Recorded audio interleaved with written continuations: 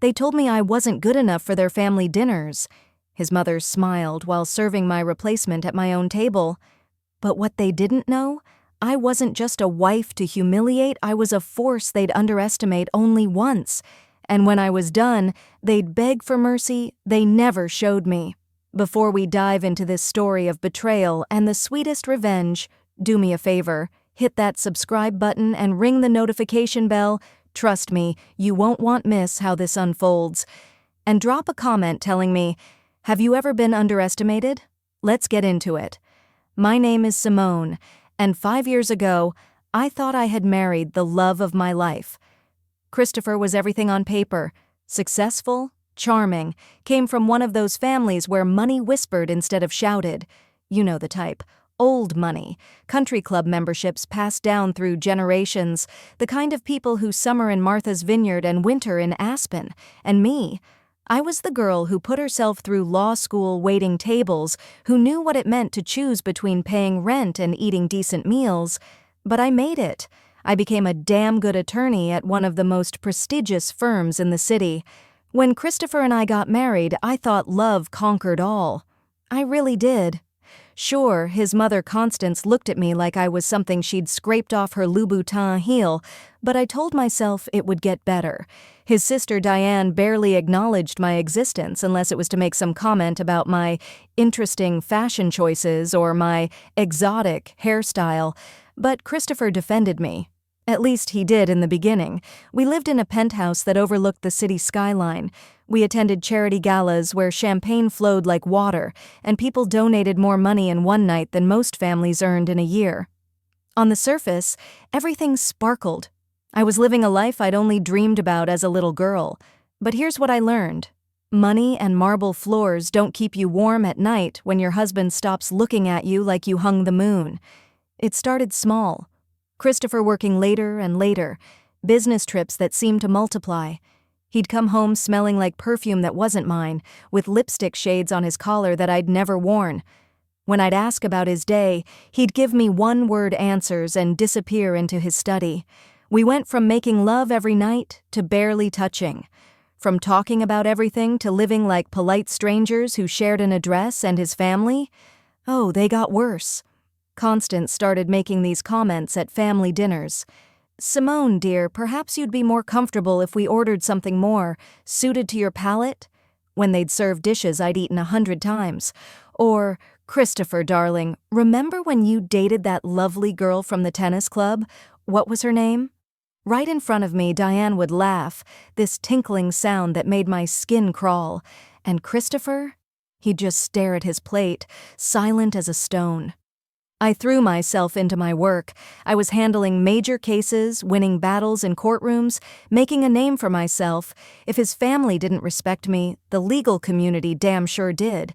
But every night I came home to that beautiful, empty penthouse, I felt something dying inside me. My intuition was screaming that something was wrong, but I didn't want to believe it. I didn't want to be that woman who couldn't hold her marriage together. Then came the day that changed everything. I'd been away for a deposition, supposed to be gone for 3 days, but we wrapped early, and I decided to surprise Christopher. Surprise him I did. I walked into my own home, my sanctuary, and found my husband on our couch with another woman. Not just any woman, Vanessa. Blonde, blue-eyed, country club princess Vanessa.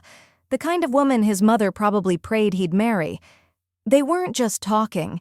His hands were in her hair, her lipstick smeared across his mouth, and when they heard me, they didn't even have the decency to look ashamed. Christopher stood up, straightened his shirt, and you know what he said? Simone, this isn't what it looks like. The oldest, most pathetic lie in the book. I just stood there, my briefcase in my hand, watching my marriage dissolve in real time. But it got worse. So much worse. I demanded a family meeting because, foolishly, I thought his family would be outraged on my behalf.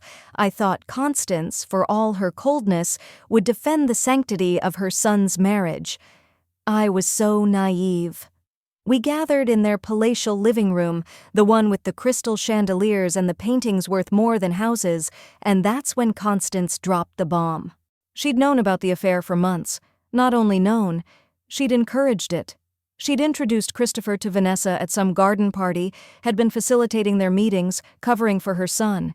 And then, with all the warmth of a glacier, she looked at me and said, "Simone, perhaps it's best if you don't come to family gatherings anymore. This clearly isn't working out, and Vanessa will need to be integrated into the family properly." I felt like I'd been slapped. Actually, a slap would have hurt less. This was my mother-in-law telling me I was being replaced, that I was disposable, that I never really belonged anyway. Diane actually smiled. And Christopher? He stood there looking uncomfortable but said nothing. Not one word in my defense. The final humiliation came 2 weeks later at the annual charity gala. I was still legally Christopher's wife, but he brought Vanessa as his date. He paraded her around in front of everyone we knew, kissed her under the chandelier while cameras flashed. Constance stood beside them, beaming like a proud mother at a wedding. People I'd called friends looked at me with pity or looked away entirely. I was the scandal, the embarrassment, the woman who couldn't keep her man. I went home that night and cried. I cried for the girl who'd believed in fairy tales. I cried for 5 years wasted on people who never valued me. I cried until I had no tears left. And then something shifted. I dried my face, looked at myself in the mirror, and remembered who the hell I was. I was Simone, the woman who'd built herself from nothing, the attorney who'd won cases against impossible odds, the fighter who'd never backed down from anything in her life. They'd picked the wrong woman to destroy. I started digging quietly, methodically, using every skill I'd learned in law school and every connection I'd made in my career. And what I found? It was beautiful. Christopher's real estate empire, the source of all that family pride, was built on fraud, falsified property assessments, money laundering through offshore accounts, building code violations swept under the rug with bribes.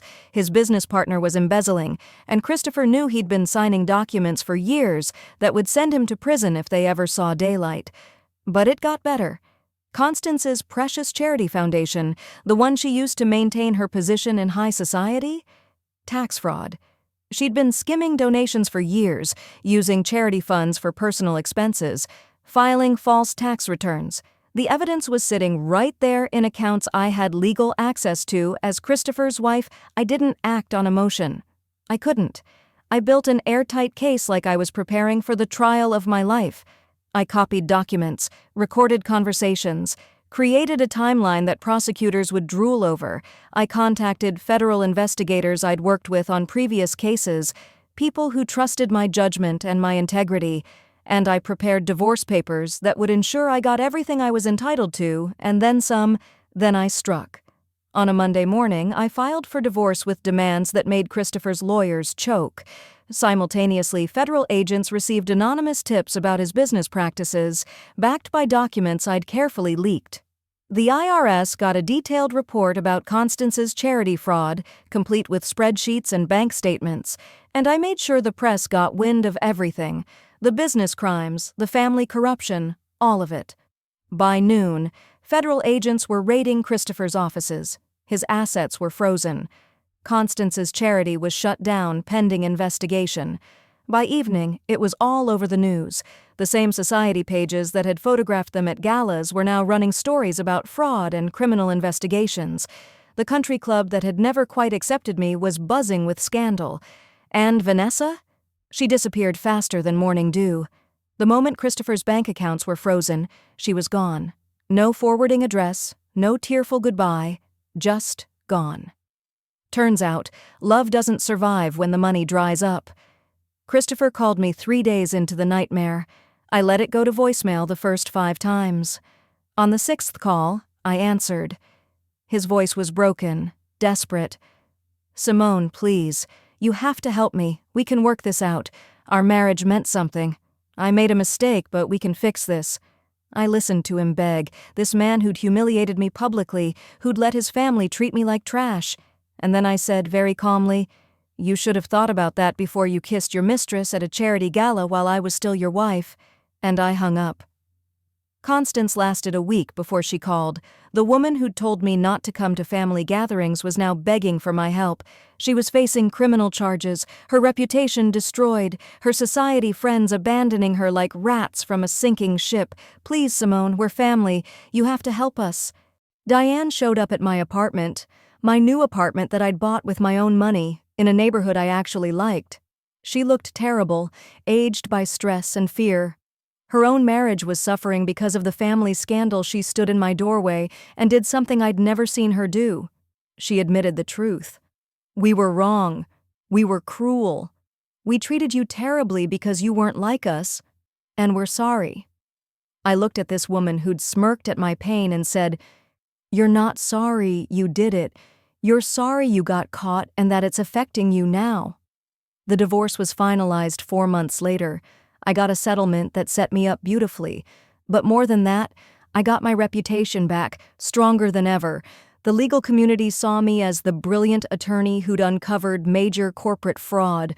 I was featured in legal magazines, offered partnership positions, courted by firms across the country. I decided to start my own practice instead, specializing in complex financial cases. My client list filled up in weeks. Christopher's trial is still ongoing.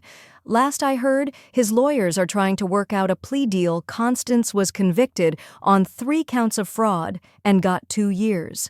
Diane's husband left her, unable to handle being associated with the scandal. The family that had stood together against me crumbled the moment real consequences arrived. I ran into Christopher at the courthouse 6 months ago.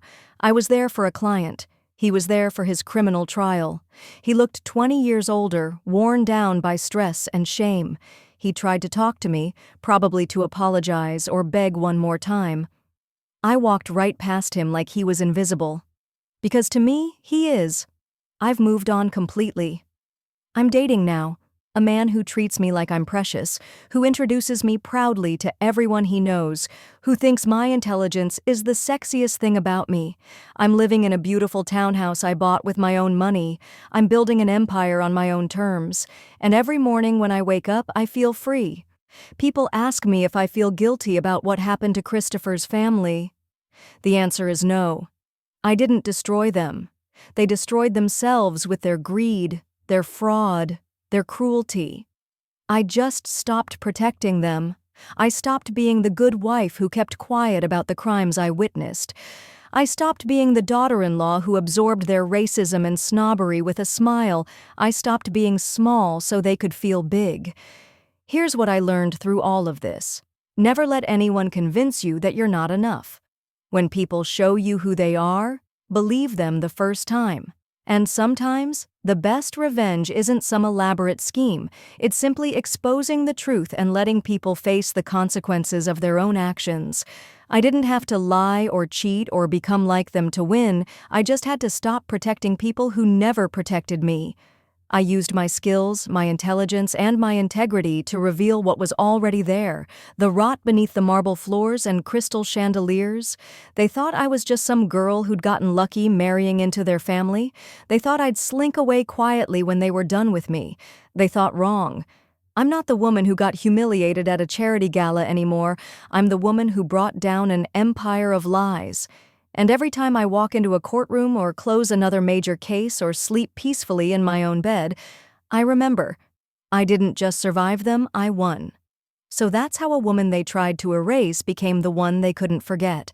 If this story fired you up, smash that like button and share it with someone who needs to hear it. Drop a comment below, Team Simone or nah. And subscribe because I've got more stories of people who underestimated the wrong one. Remember, never let anyone make you feel small. You're powerful, you're worthy, and sometimes karma just needs a little help from a brilliant mind. I'll see you in the next one. Stay strong, stay smart, and never apologize for winning.